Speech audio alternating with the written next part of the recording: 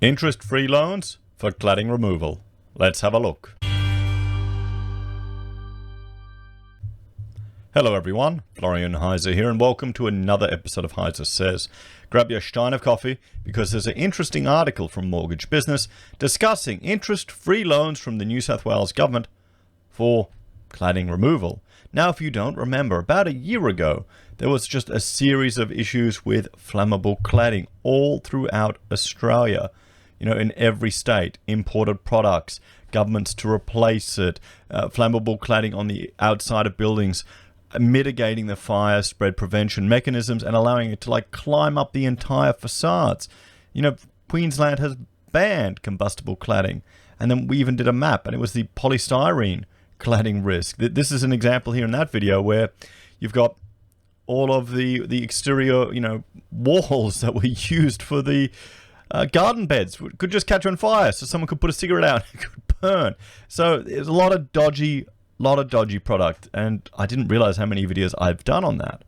And here on my blog, we've got the construction map, and this is where I just started looking at all the data we'd collected about fire risk assessments that had happened in a whole series of buildings around Sydney, and if the risk was known, if it was underway, if it was completed.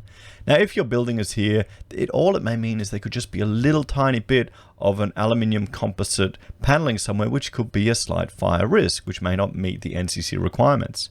Or it could mean it could be an extensive risk that could spread fire from one floor to another, mitigating the requirements in the building code. And it gets quite complicated. A lot of it's to do with just the way that the flammability of materials is assessed, different standards, a bit of confusion, and imported product from China, or fraudulent product brought over, usually from China as well. So, to deal with that, there's a lot of discussions of, frankly, this is another reason why I was worried about looking at multi-res, because you need to assess it.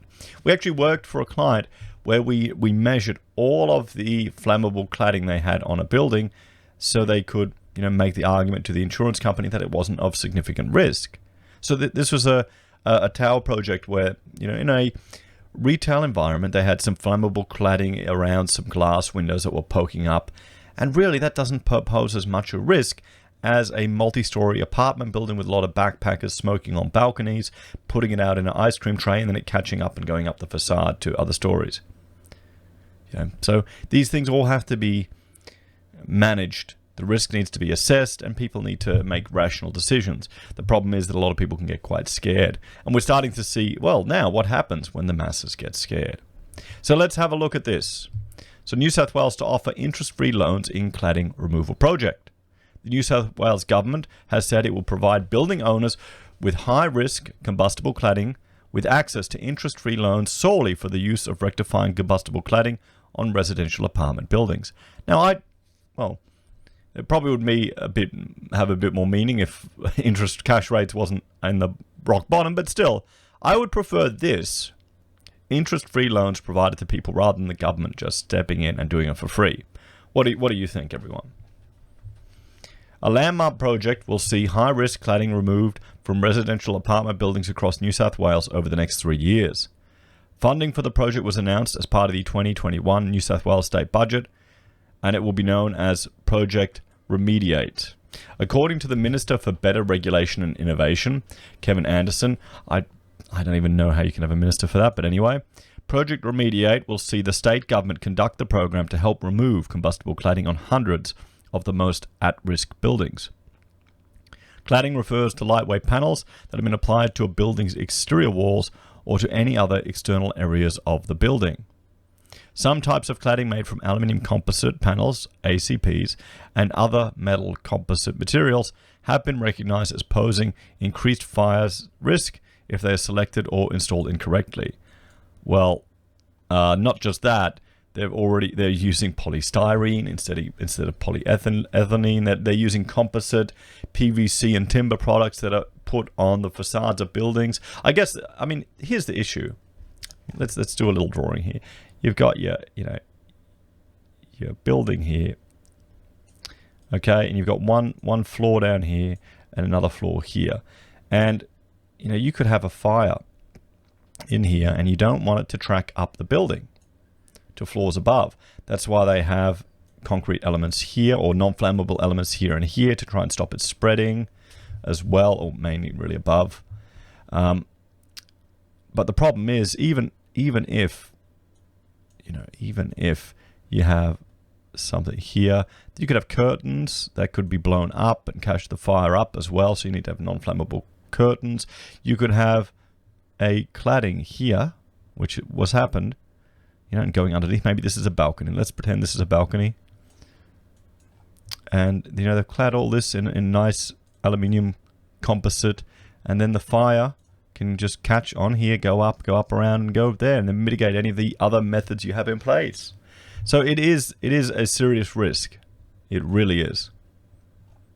More so in multi-res. Commenting on the initiative, Mr. Anderson said, "We're not taking any chances when it comes to the safety of people living in buildings identified as being at high risk from combustible cladding. But they won't release the information. Or at least they wouldn't. This information came from the newspapers that we found. Data scraped it off and put it on a map. Now, a colleague was doing freedom of information request for this to get this information. They wouldn't give it to him. You know why? They don't want it out there. They don't want to affect the value of people's properties or people to get angry at them. Even when, honestly, it may not mean anything at all. The minister said 139 million have been allocated by the state government for the coordination of remediation works for affected buildings, with the priority of removing unsafe cladding from buildings as soon as possible. At the heart of the funding is a government commitment to pay the interest on loans by commercial lenders to building owners and owners' corporations to fast-track the removal. Eligible building owners will therefore be able to gain access to interest-free project remediate loans solely for the use of rectifying combustible cladding on residential apartment buildings. Eligible owners include those with a residential apartment building Class 2 in New South Wales. These include multi-use buildings, part of a commercial, part residential. A residential building that is being confirmed by the cladding task force and consent authority to have a high-risk combustible cladding facade that requires remediation. According to Mr. Anderson, owners have been requesting financial and technical support to help them manage the process, with this package set to make it happen. Owners of affected buildings will be contacted directly and invited to register their interest. The New South Wales government said it was also considering whether it could prove retrospective assistance as part of the loan scheme designed for those already undertaking remediation works. The government also expects the program to support construction activity and generate thousands of jobs. Oh, come on. I mean, is that a job you'd want? I guess, stripping cladding and redoing it, it has to happen. But here's the thing. What about the people that actually put the dodgy cladding on there? Maybe people specified the incorrect stuff. Or maybe the specification, which is from architects, we didn't get correct information. Maybe fraudulent information was given to us. That can happen too. Or you can specify the correct material and then the builder changes it out. It is such a messy process, guys. It really is.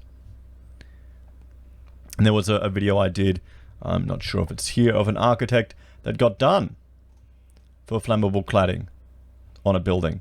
It was a real mess. It was a real mess, So, not only will this program benefit those living in buildings with unsafe cladding, it will also drive economic recovery with the creation of 3,500 temporary jobs. Yeah. As we begin to recover from the unprecedented impact of the pandemic, of the recession. I don't know how people can say we're beginning to recover. We're not near it, guys. Wait till insolvencies peak. Then when they back off, then we can say that there's a recovery. What do you think? That's going to be my measuring stick. With many buildings now ready to commence removing combustible cladding, now is the right time to provide this support. The government said further details of the project will be released in December, with applications expected to open in March 2021. So there we have it, everyone. There we have it. The government is paying the interest for people to remove their flammable cladding, and there are a lot of potential buildings that may need it. A lot that won't, but some that will. What do you think? Do you think this is a good thing? Do you like the government providing these interest-free loans? Let me know your thoughts and opinions in the comments below. Do you think this will create jobs? As always, thanks for watching. Like, share, and subscribe to the channel. If you're a fan and want to support the content I create here, there are a few ways you can. You can join us on YouTube or Patreon. You can support us using our affiliate links at Amazon, eBay, Independent Reserve, or Kucoin. You can buy merch from HeiseSays, use Gold Pass from the Perth Mint, or support us via PayPal. Take care, everyone. Have a great day, and I'll see you next time.